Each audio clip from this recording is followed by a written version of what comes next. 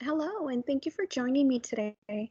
My name is Karina Lopez, and today we will be talking about a very important global crime that's impacting people all over the world, and that is human trafficking. I am the Human Trafficking Coordinator here at Chicanos por la Causa de Colores, and we will also be talking about our De Colores Human Trafficking Transitional Housing Program. So what exactly is human trafficking? So human trafficking is the illegal trade in human beings through recruitment or abduction by means of force, fraud, or coercion for the purpose of forced labor, debt bondage, or sexual exploitation. Um, Also, domestic servitude can be a form of human trafficking.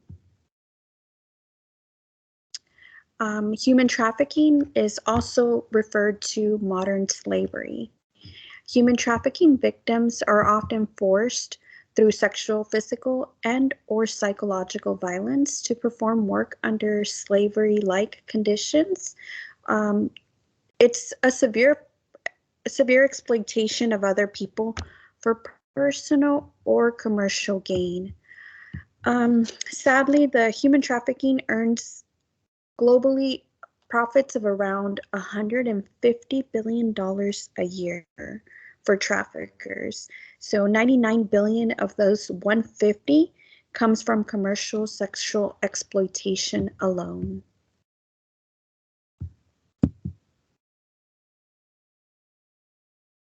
So what is force, fraud, and coercion? So force refers to making someone do something against their will. Fraud refers to a wrongful or criminal deception intended to result in financial or personal gain, while coercion refers to the practice of persuading someone to do something by using force or threats.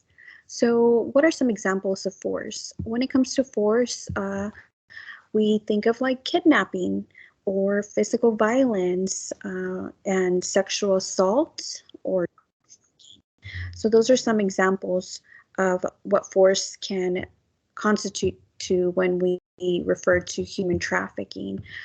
Some examples of fraud, it can be to when the trafficker will satisfy the basic needs without explaining the true intentions. So in essence, like being deceitful and offering their victims false promises or falsifying the working conditions in which the victims will be working in, or the wages, or even the type of work the victim will have to perform. Now, when it comes to coercion, it can be like blackmail, slavery, even threats against the victims or the victim's own family, and verbal and psychological abuse can also be a form of coercion. So these tactics are often used by recruiters, traffickers, and are often the same tactics used by batterers and can mirror dynamics of domestic violence. So where exactly is human trafficking happening? So human trafficking is both a domestic and global crime, with victims trafficked within their own country to neighboring countries and between continents. So human trafficking is really happening everywhere in the world, and even here in the United States. And victims can be US citizens, of any other nationality, any sex, any age, any socioeconomic status, and even any gender. So, what are some vulnerabilities of victims of human trafficking? So, we see a lot of poverty stricken countries, even low income families here in the US, homelessness. So, homelessness is a big population that can often be targeted by traffickers with the false promises of you'll have a safe place to sleep and a safe place to eat. Also temporary workers. So temporary workers can fall vulnerable because they're usually working in the US with temporary visas. And so they don't really know much about their rights or their labor rights. Or they're afraid to go to the police because of their status, and they don't really know that there's laws in place to protect them. Forced migration is another one. So forced migration can account to like people that migrate to the US due to war in their country or economic instability or even political persecution, makes them leave their own country and end up in an unknown country, don't know the language, don't know the laws, and are often vulnerable. Um, Lack of immigration status is definitely a big one. So, not having a legal way to work in the US can definitely affect people. Again, it circles back to poverty. So, without a legal way to work in the US, there's no income coming in, and it can make them very vulnerable to traffickers. However, it's important to note that regardless of immigration status, all people that work in the United States have the right to be paid at least minimum wage. They have a right to a safe and healthy workplace.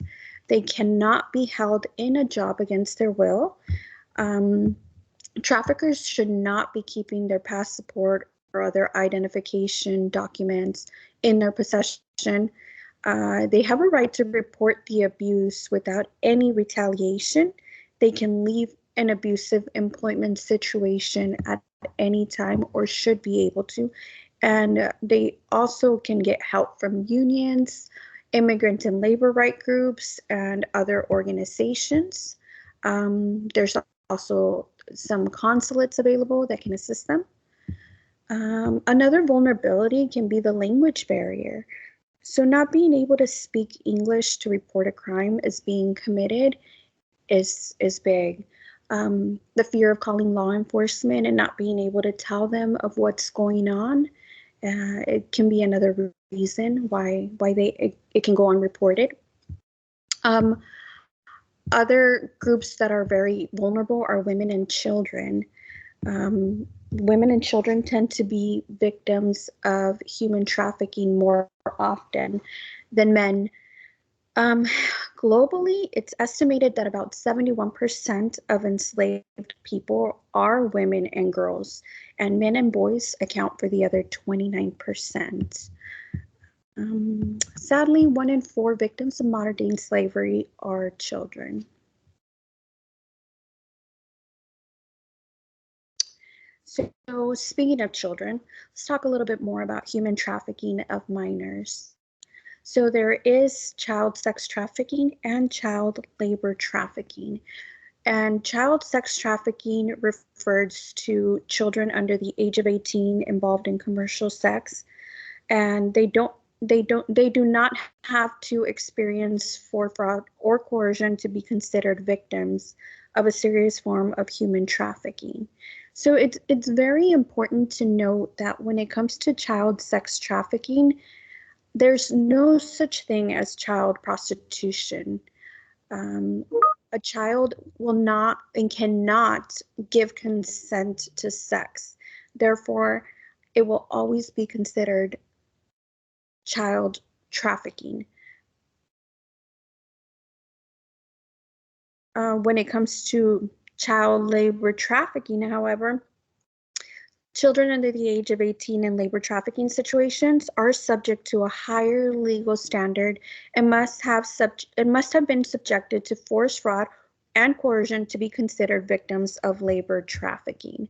So with child labor trafficking, child employment is permitted under certain circumstances, but it only becomes trafficking and or exploitation when the employer uses force, fraud, or coercion to maintain control over the child.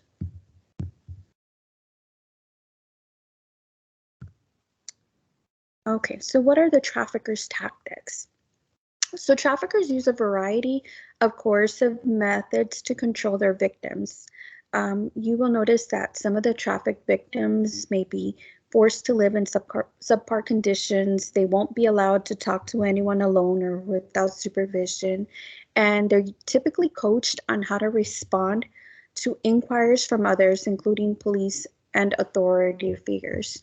So traffickers usually lure their victims with false promises of like economic opportunity. Maybe they might present it as like, if a child is living with their parents, say a teenager's living with their parents, but is restricted by rules, or they can't have a cell phone. Traffickers are known to paint pictures and give false promises to get that entice the teenager to leave the home and run away. So a lot of these abductions are really due to the child running away from the home because they were either manipulated or lured in by these traffickers. Once the traffickers have a hold of their victims, they're very likely to withhold their ID or like work authorization or travel documents. This is seen a lot in labor trafficking. So sometimes these traffickers will demand repayments for a real or alleged debt. So if the trafficker is able to convince someone to come in with them, and then they will buy them clothes, buy them food, pay for their rent, but then the victim unwillingly is incurring, or without their knowledge, is incurring this debt. And the traffickers will use that to their advantage and demand repayment of that so-called debt.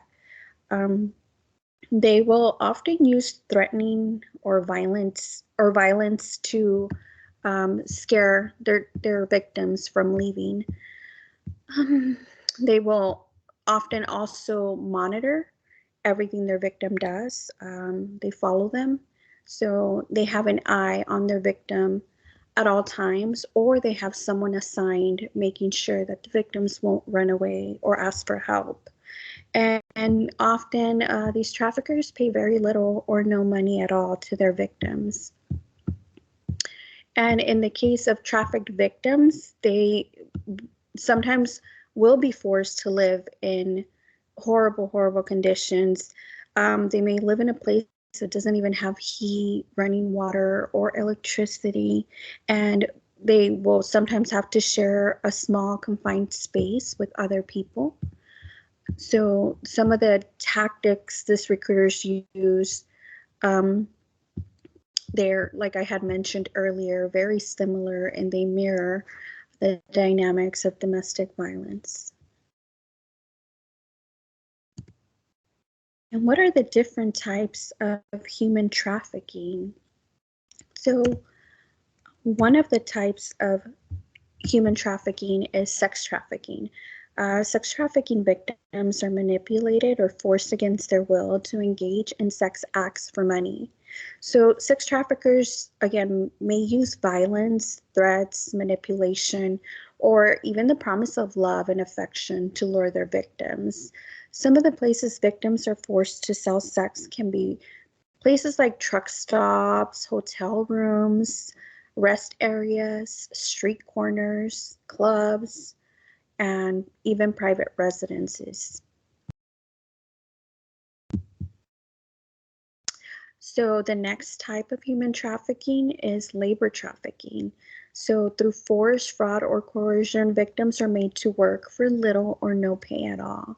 So someone may be experiencing labor trafficking or exploitation if they feel pressured by their employer to stay in a job or a situation that they would want to leave. So no one should have to work against their will in a job that they don't want to work for. So if a person finds himself or herself in a situation where the employer will not allow them to leave, they are likely being labor trafficked. Sometimes in situations where they may owe money to an employer or to a recruiter, or they may not be getting paid what they were promised or owed, they may find themselves in a labor trafficking situation. So very often victims of labor trafficking are forced to like manufacture or grow products that we use and consume every day.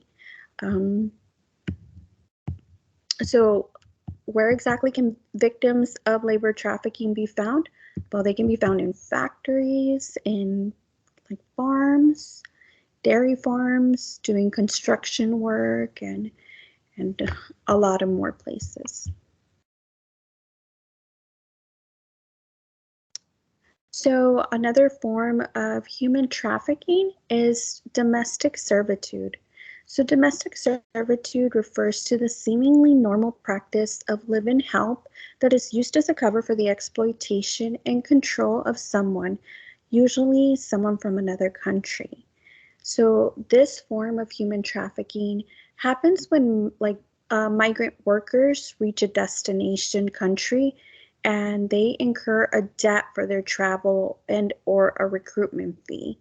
So what happens is they are transported here.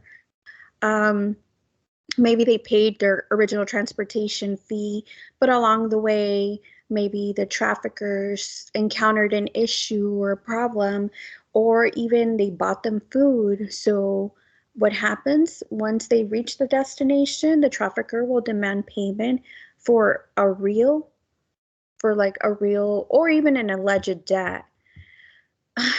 And then they're stuck working to pay off this debt that they supposedly incurred.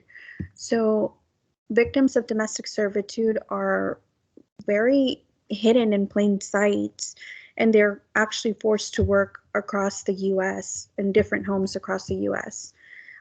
So traffickers often take a victim's identification, they'll take away their work authorization or any travel documents in order just to limit their freedom and so that they're not able to leave.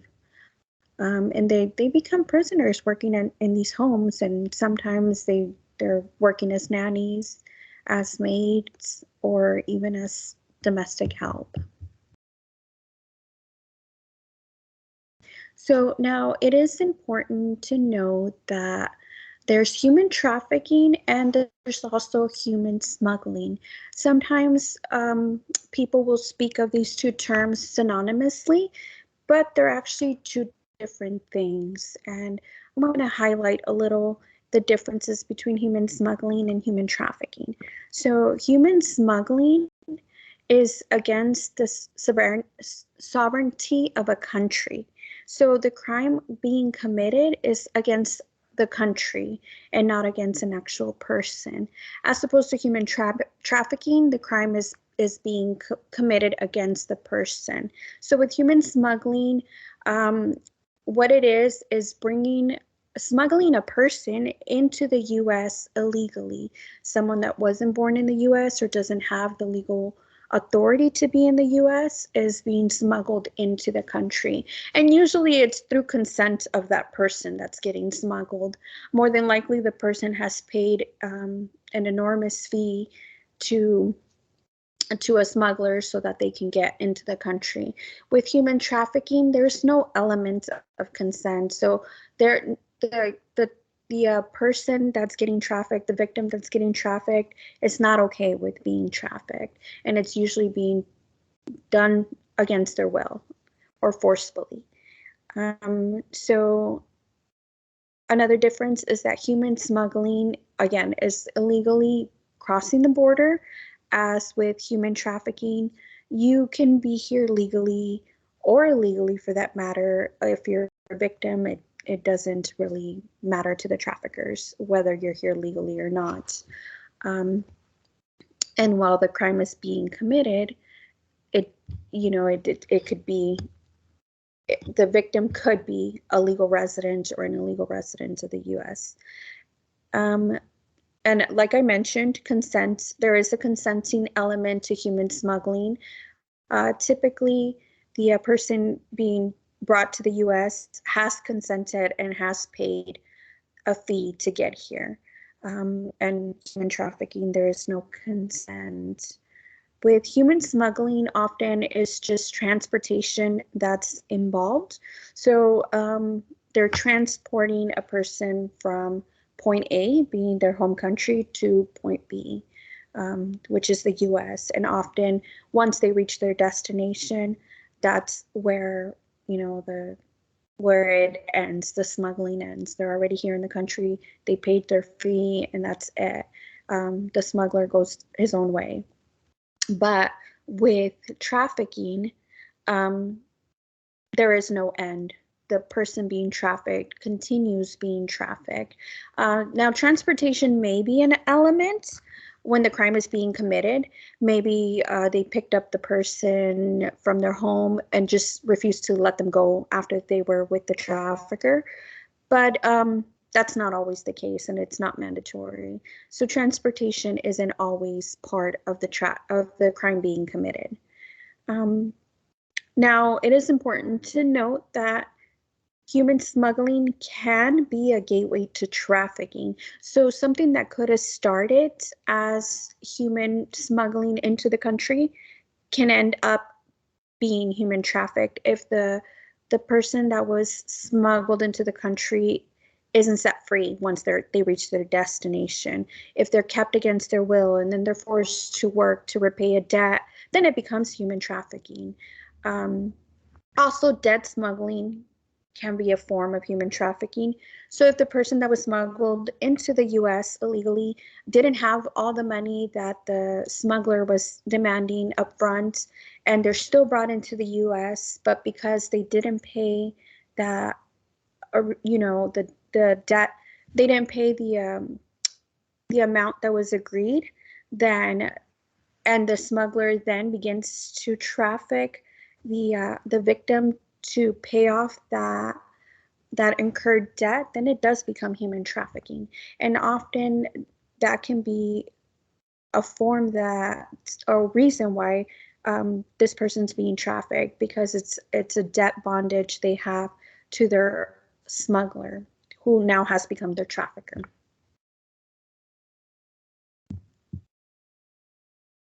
Okay, so it's also important to mention that January is National Slavery and Human Trafficking Prevention Month.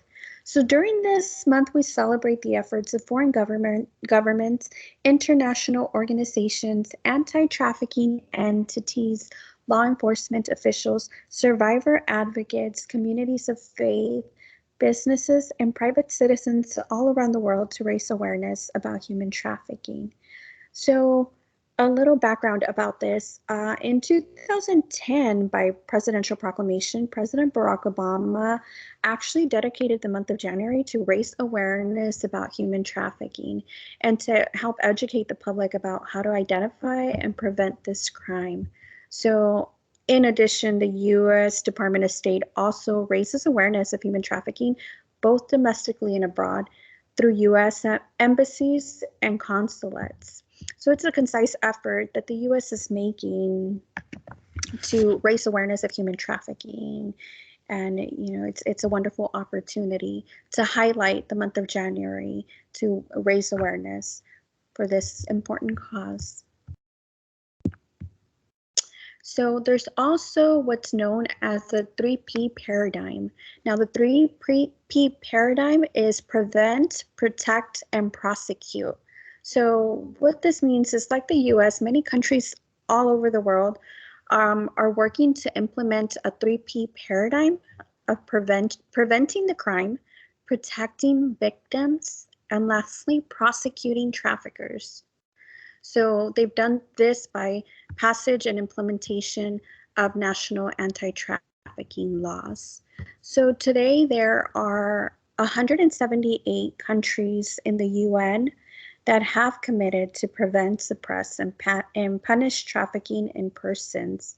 So despite the nearly worldwide adoption of international and domestic norms to address and prevent human trafficking, sadly, we continue to witness traffickers exploit people in the US and all around the world.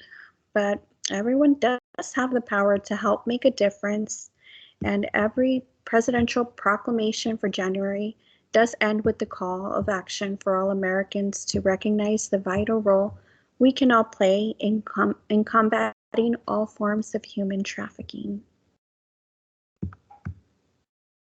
So what is CPLC doing to help survivors of human trafficking?